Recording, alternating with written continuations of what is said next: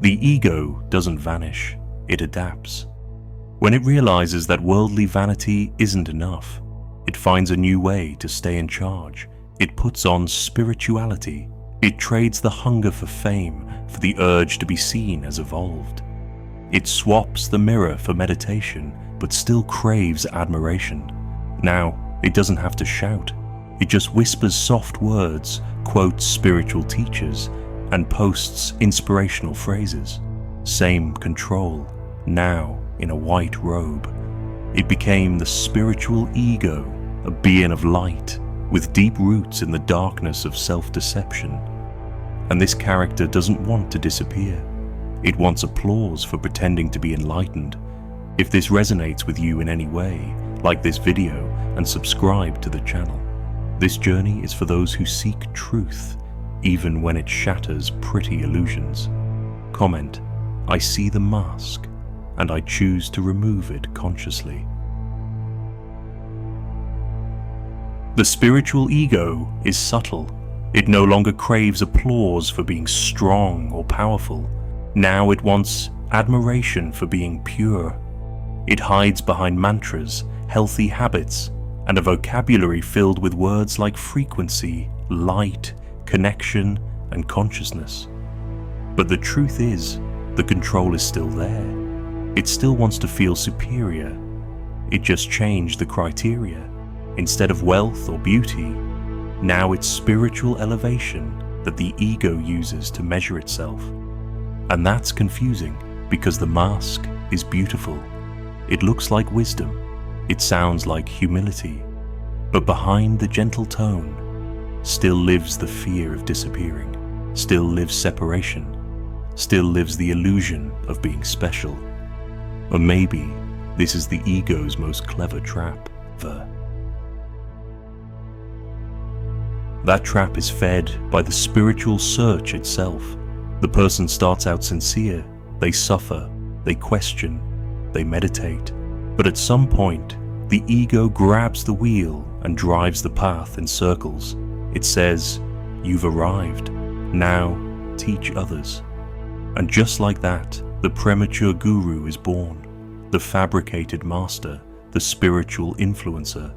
They think they're free, but really they just learned the right language.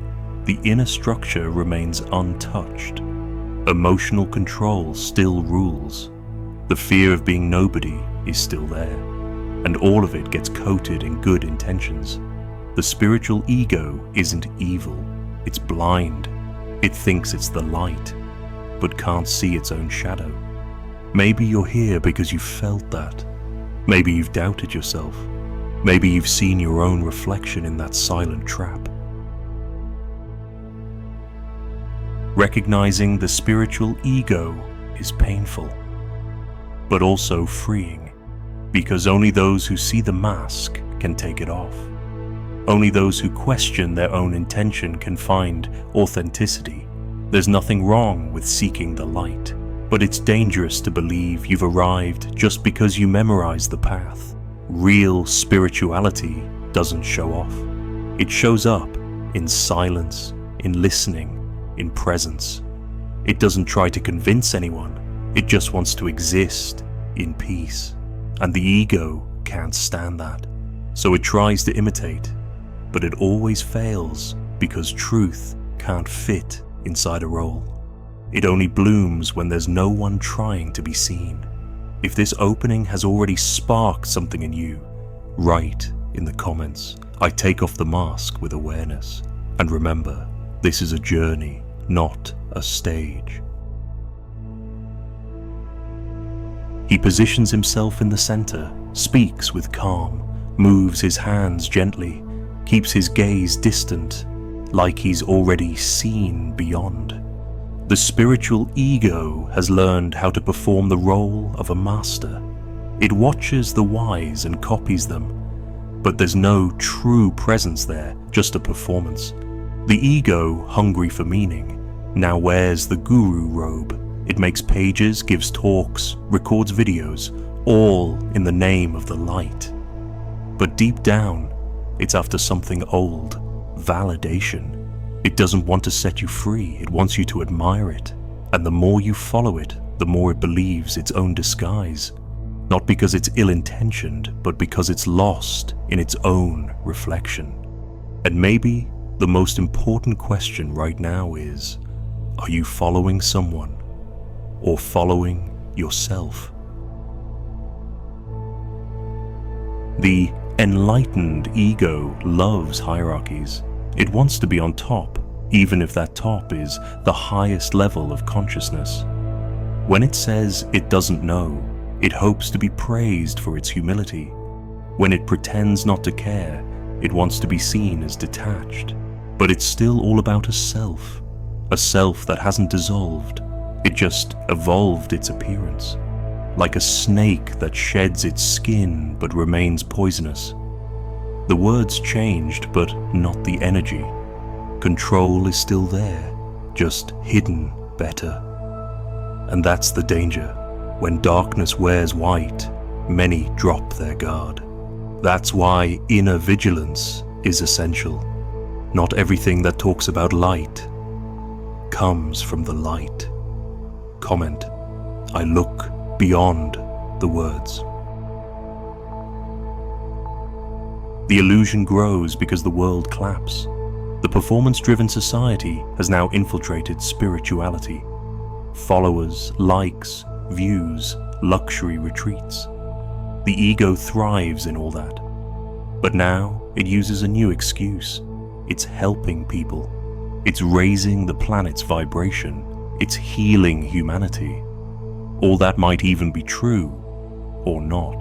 The real question isn't what you do, but where it comes from. The motive behind the gesture decides whether it's love or vanity. The spiritual ego becomes the modern guru. And sometimes the most dangerous one isn't the one who traps you, but the one who seduces you by saying he's setting you free. And by the time you notice, you're no longer seeking truth. You're just following someone who claims to have found it. The true teacher doesn't introduce themselves as one. They don't carry titles. They don't demand followers. They point toward the path, but never act like they're the destination. The spiritual ego is the opposite. It needs to be seen as special. It can't stand being invisible. It has to be in the spotlight, even when pretending not to care. And that creates inner confusion.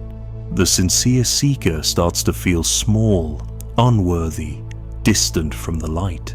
But that's not awakening. That's emotional manipulation dressed up as wisdom. Spirituality isn't a stage. It's a mirror. And when you stop clapping for the performance, you finally start seeing the real being behind it. Comment, I follow truth, not the character. And if this message is echoing inside you, like the video and subscribe. Your journey deserves a safe space to be real. Not all spirituality heals. Some of it hurts. Silently, the spiritual ego creates an invisible atmosphere of superiority, where only the awakened are worthy, and the asleep are treated with disguised contempt. Phrases like, you're still vibrating in fear, or you need to raise your frequency, become subtle weapons to manipulate and silence. Control no longer screams, it whispers like a loving suggestion. And guilt shifts form. It's not about doing wrong anymore, but about not being spiritual enough. That suffocates. It distances. It creates a new prison that looks like a temple. Toxic spirituality doesn't need to shout to wound. It just needs to be imposed. Comment, I choose freedom over appearance. And remember, true light would never shame you for being in process. Many people, without realizing it, live under energetic blackmail.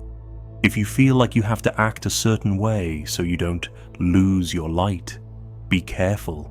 That's not spirituality, that's control in disguise. Real awareness doesn't operate through fear. It doesn't trap you with subtle rules or demand constant purity. It embraces, it watches, it transforms with gentleness.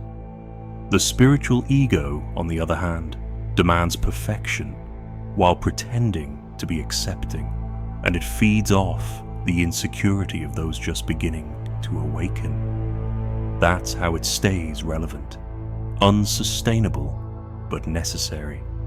That's why so many people get frustrated on the path, because they came looking for liberation and ended up in just another system. Only now, it comes with incense and mantras. Healing only begins when control ends, and for that, we have to admit that some pretty ideas can be toxic too. Spirituality should never be used as a yardstick for human worth. No one is more worthy just because they meditate, fast, or do yoga.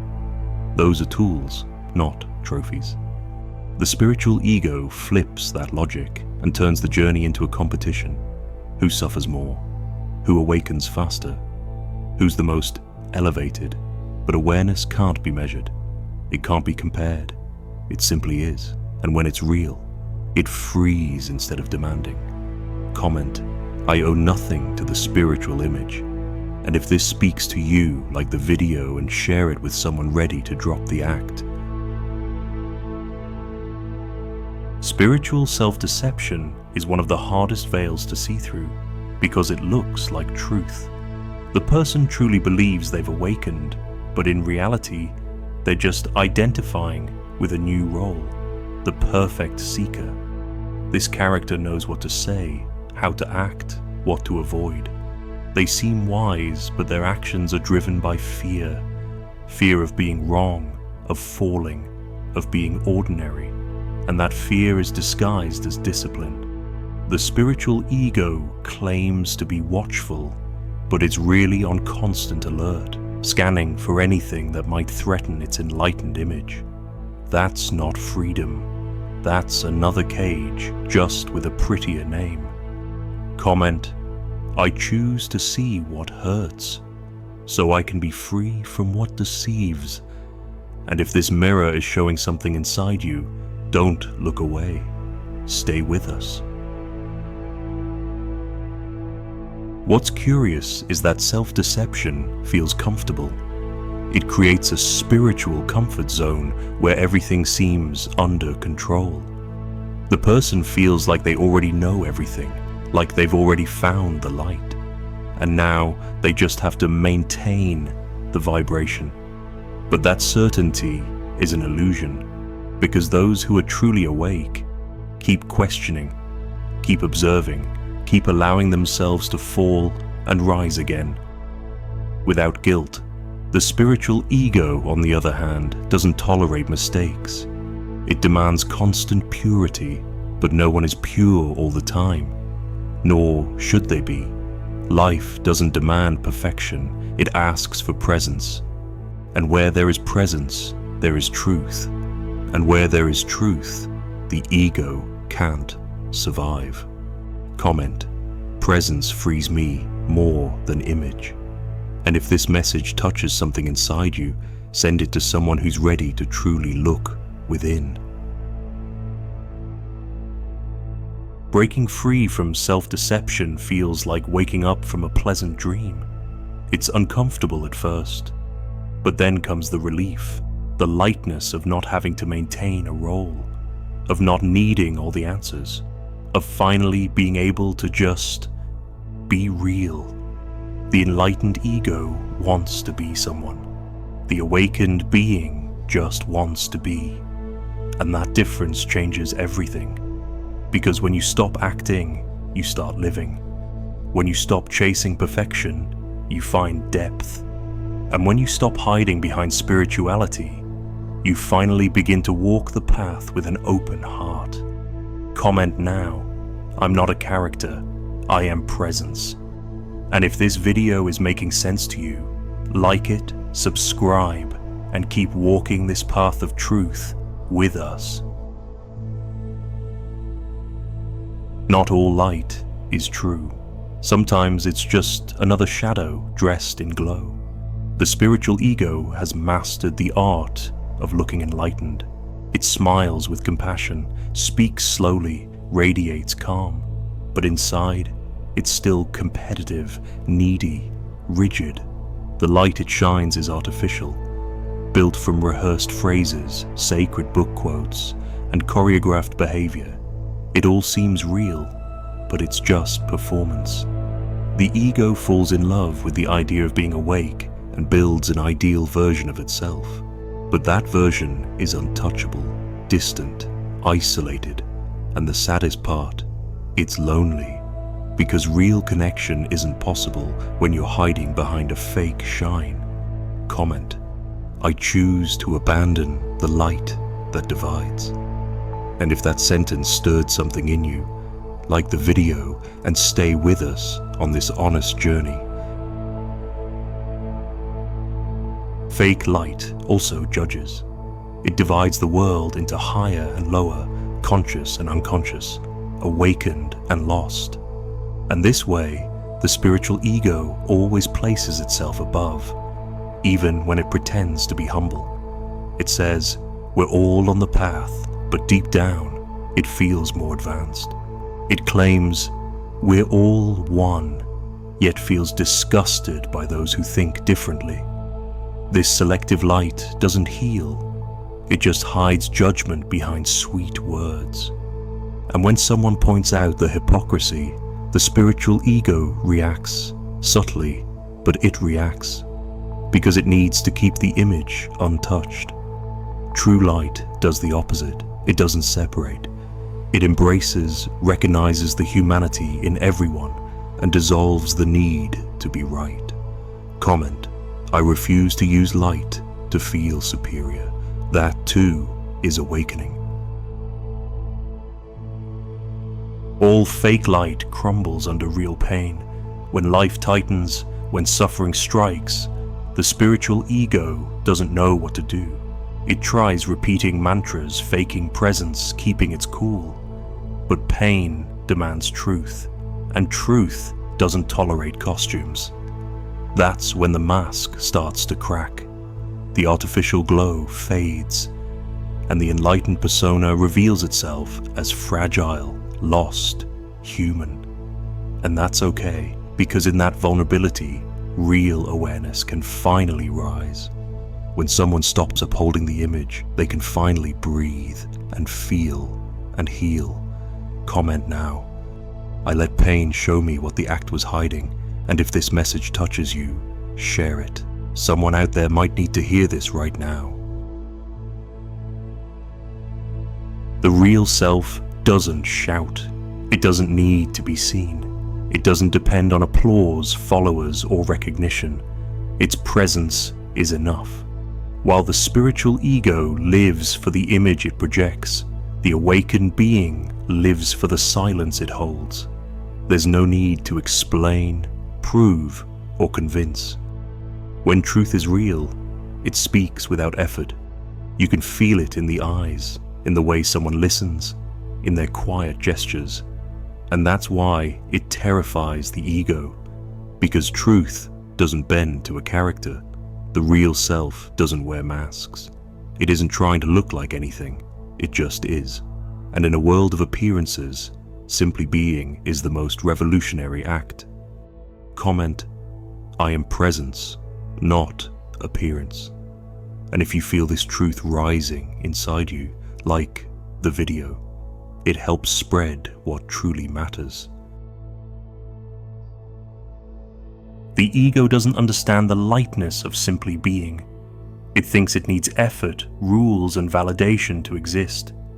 So when it sees someone just being, no dogmas, no spotlight, it panics. It tries to copy, compete, attack, but it never lasts. Because this isn't about technique or posture, it's about surrender. And the spiritual ego doesn't want to surrender anything. It wants to hold on to the image, the control, the identity. But the real self lets all that fall away. It opens to not knowing. It allows inner chaos. It dissolves the constructed identity so that true silence can rise. Comment: I don't need to look like anything. I just need to let myself be. When the awakened self emerges, it doesn't announce itself.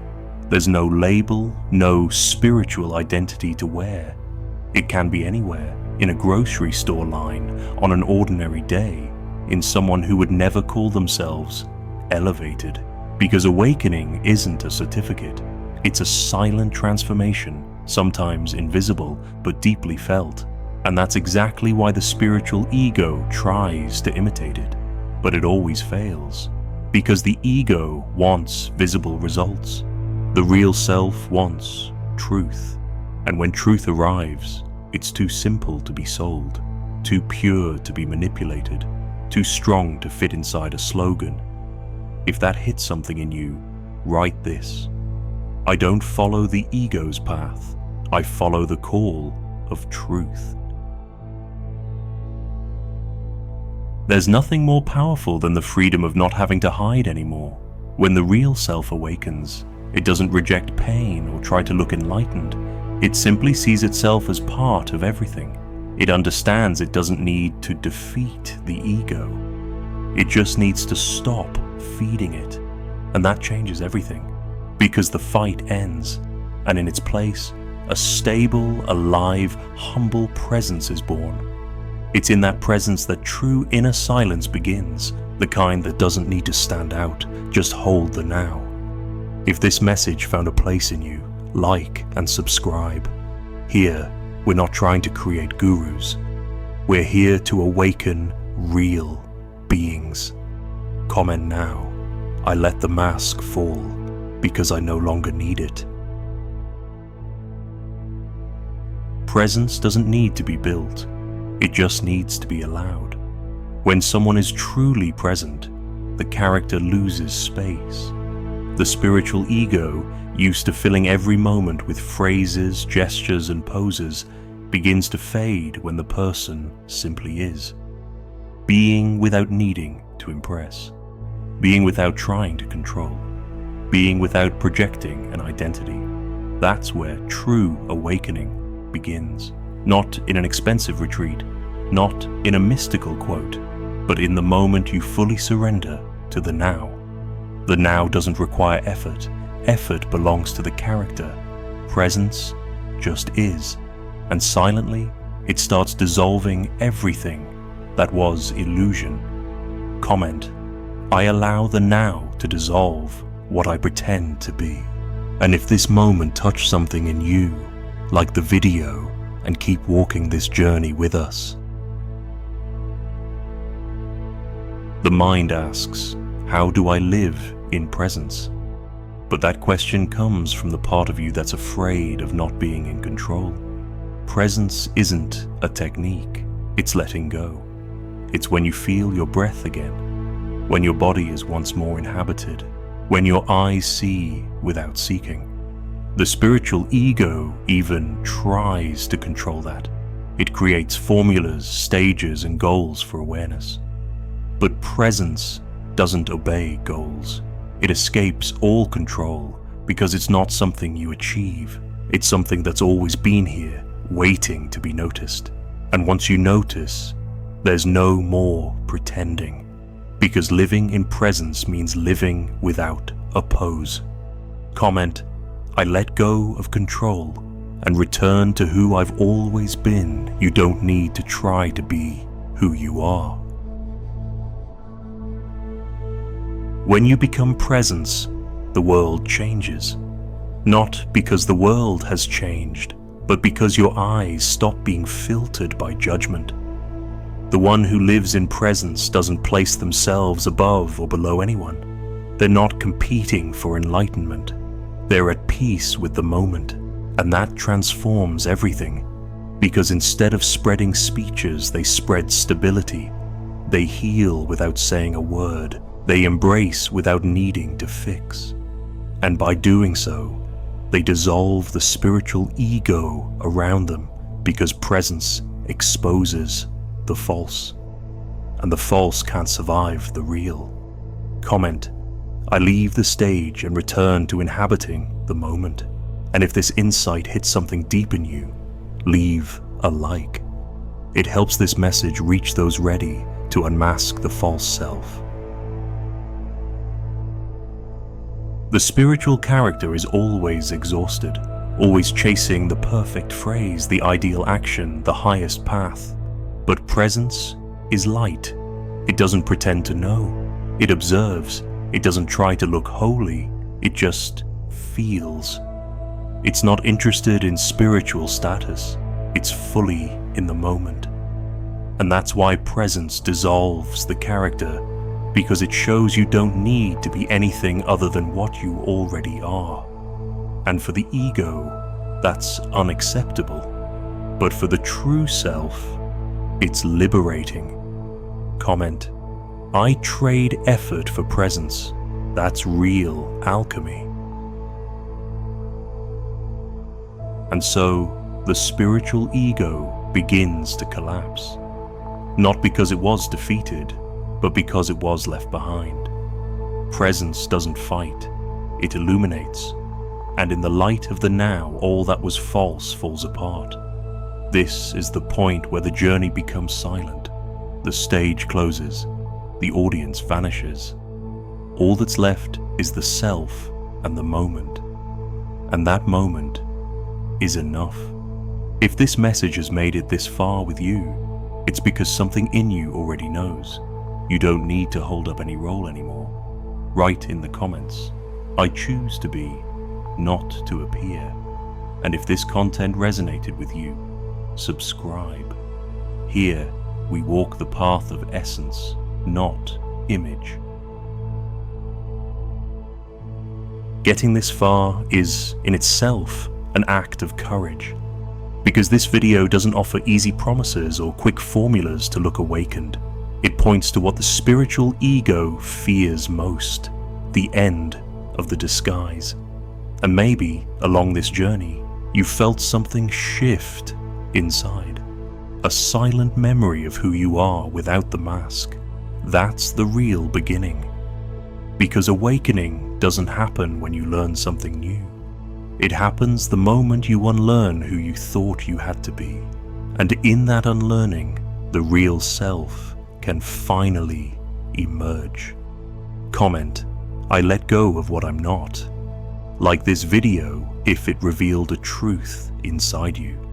Your presence here sustains this channel and this message. It's easy to fall into the trap of performative spirituality.